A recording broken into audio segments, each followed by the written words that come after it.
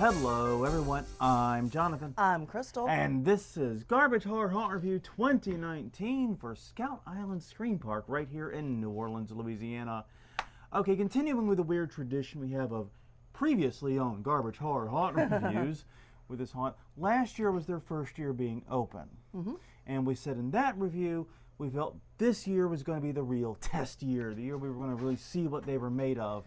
Right, and part of that's because the people behind it have been in business for a while. Yes, but they still only had 1 year Exactly. to assemble it. I mean, yes, they've had the mortuary at that point for 12 years, I think, 12, 13 years, something like that.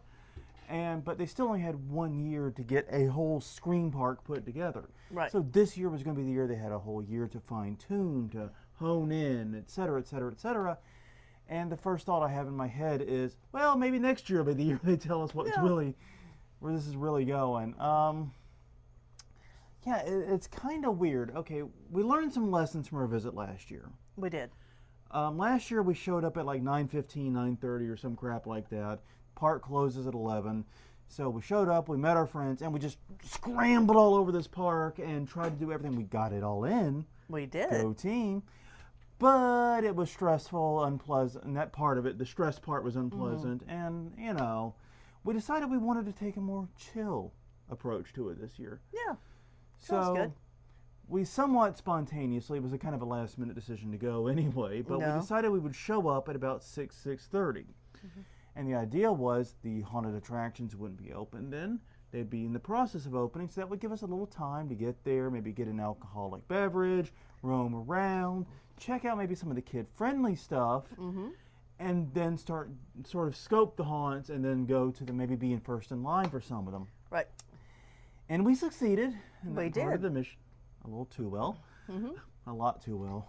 Yeah. I will say we did enjoy the roaming around part at the very beginning. The main thing we noticed, though, when we got there, should backtrack, is the park was dead compared to the last time we were there. Admittedly, we went on a Sunday, lighter day, but still, it was really quiet. Yeah. I mean, Like last year when we got there, there was a parking attendant that greeted us. Yeah. They pointed us to a big lot that was full of cars. and they had to navigate us to a specific spot because Yeah.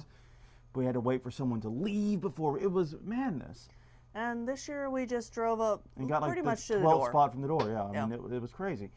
Yeah, the parking attendant was there, but he wasn't really doing much of anything. I think he was just watching the cars. But still, we thought it was early. You know, maybe things are going to pick up. Blah blah blah. We go in, we go get our drink, go roam around. We went to Boogie's. We did. And we should actually comment on Boogie's, even though it's not really a haunted attraction for the purpose of this review. It's Spooky Spooktacular, I think, is the name of it. Yeah, and I mean it is Kid-friendly haunt. a kid-friendly haunt. I mean, this is supposed to be more family-oriented. Yeah, the whole Scout Island. The whole Scout Island is. I found Boogie's to be very charming. It was charming's a good word. There were no scares in it. There was a lot of projections, a lot of fun things in there, a lot of sound effects, a lot of songs and music. And Boogie himself was indeed charming, affable, and we got a great photo of him. I'll have to try to remember to put the picture of it in here. Hopefully I will remember as I do the editing. But no, we had a good time. It was quite charming, and even though it wasn't scary, it's not really applicable to this review, it got us in the spirit for the actual haunted attractions. And so we left Boogie's, we finished our drinks, and we decided the first attraction we were going to go to was the one pretty much next door, which was Pharaohs Fury, the new attraction for Scout Island this year. Warning, with this one, there is sand. There is sand, and mobility issues will be present. Even wearing boots, I did manage to get some sand in them. There's a lot of sand. There What it is. comes down to. It's a Egyptian themed one, specifically King Tut themed attraction. And it was, in a word, weirdly inconsistent. I don't want to put it in that context of good or bad, Right. but like there were portions of it where they clearly had built it in trailers they brought on site, and they've been working on these trailers throughout the year. The detail, the lighting, the everything came together, and you could easily lose yourself and pretend you're like in this Hollywood-esque version Right. of an Egyptian tomb. And then you would round the corner and go out and exit, and you end up in this transitional part Right. where they clearly had only a few weeks or days maybe to build it, and it was totally different and totally not that. Yeah, it was definitely built on site and quickly. And it's not that one is good or one is bad, it's just that it was wildly inconsistent. You get this great immersion for a little bit, and then it's broken, and by the time you get into the immersion of, okay, this is what the haunt is, it changes again. And it did that a couple of times. As for the actors, the actor that greeted us and gave us the rules was definitely really into his role, so he gets credit for A, being memorable, and B, being very dedicated. The other actors were I felt like they were limited. I mean, I didn't get a feel of how good or bad they were. Right. They were limited because they clearly were not building in lots of scares for this. There weren't a lot of like drop panels or scares for actors to operate. Right. The most common scare was actors either hiding in a blind spot and popping around, or pretending to be an Egyptian statue, which worked really well with the makeup and costume design they had. It did. Or being the distract for animatronics, Yeah, which is not a good thing to do. That's the wrong order, man. That's not right. You don't try to make the animatronic the scare. And we know that, having been put in that position a couple of times in the past. Long and short of it is, it was definitely new. It had some really awesome parts to it. But it, like I said, felt inconsistent to me, and I felt like the actors weren't really given enough to do. And being the more kid-friendly haunt, there was nothing that really leapt out about it.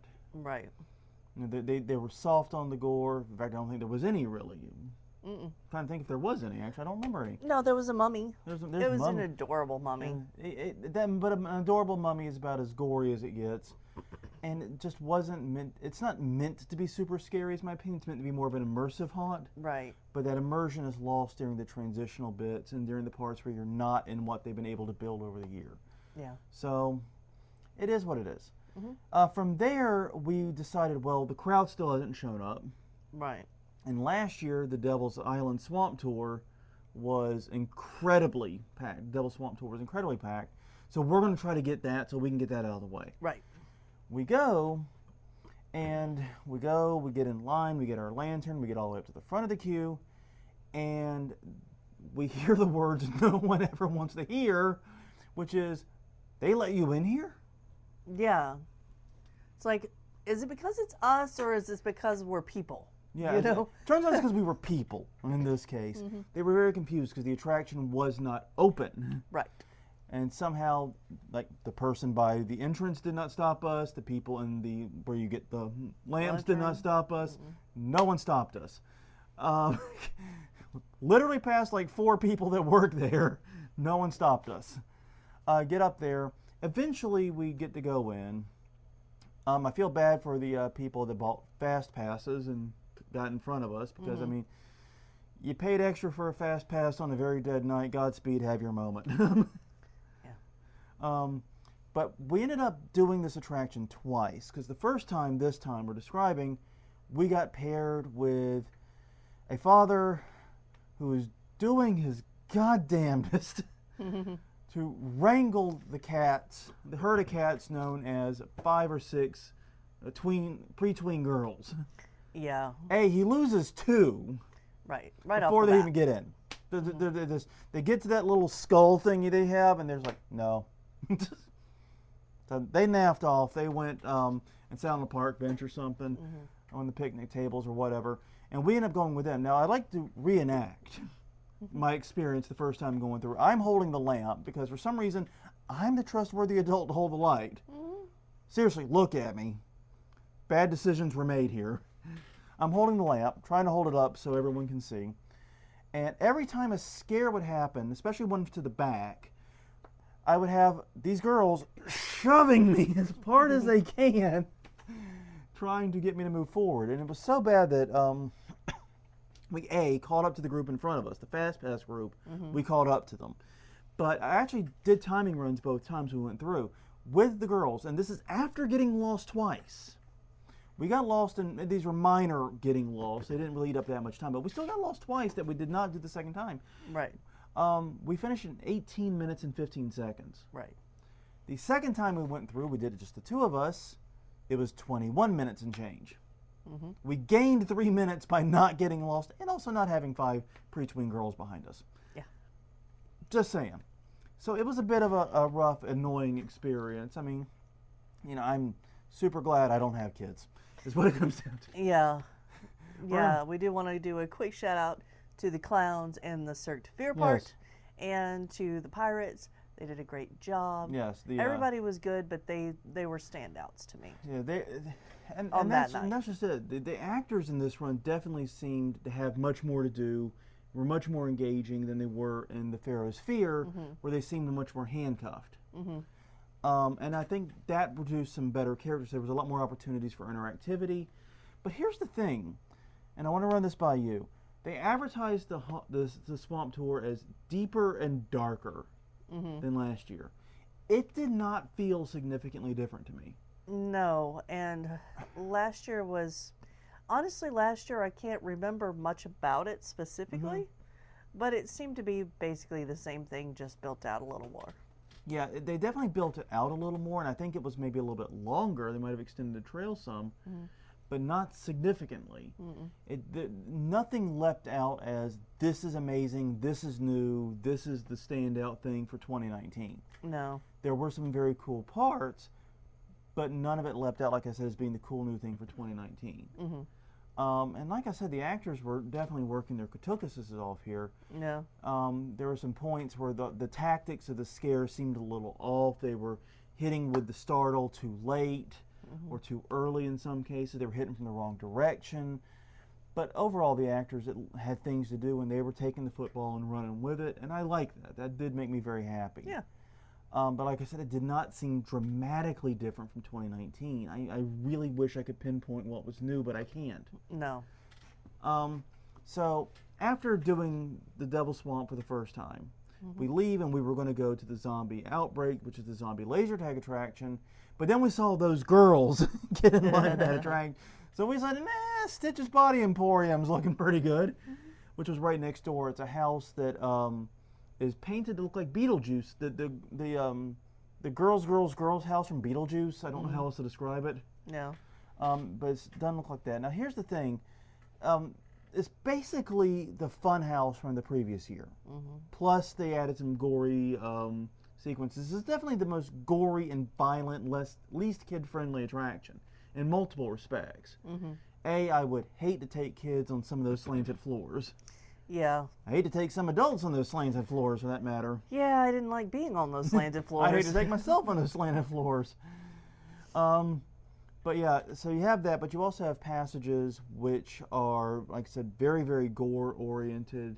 They're not really heavy, intense scares, but they definitely are disturbing imagery, violent imagery, etc. It's got good music playing. And very good music. If you like your Rob Zombie, 9 Inch Nails, that type of stuff, you're going to be right at home in this attraction. That said, it is super short. It is. It was, I think, like 4 or 5 minutes long.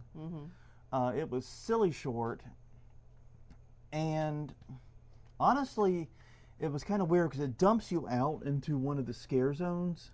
Well, technically behind it. Yeah, and that's one of the problems. It dumps you out and you follow the trail. You end up approaching a scare zone, the Medusa one, I believe it was, from the wrong direction. Yeah. Interesting. And the actors in the Medusa zone look very confused when you arrive. At least when we arrived, they looked very, very confused. So that happened also. But after that, we did the zombie outbreak thing, and I think we said this last year that it was the best zombie laser tag thing we did, but that's not exactly a high bar. Yeah, and it wasn't changed from last year. I did not detect any changes or difference. I'm sitting and trying to think if there's anything new or different.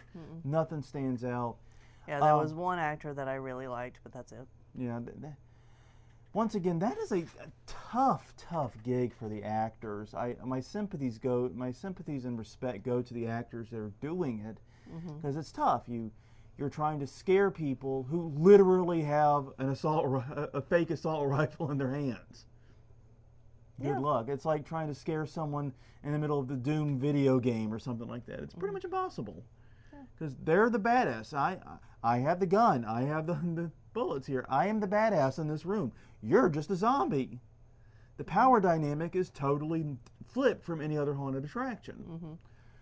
So the result of that is, yeah, it's about the same. It's fun.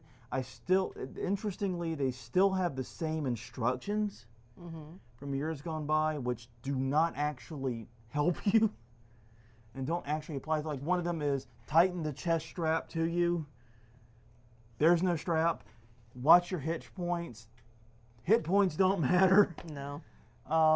Basically, it's shoot zombies and get a kill count.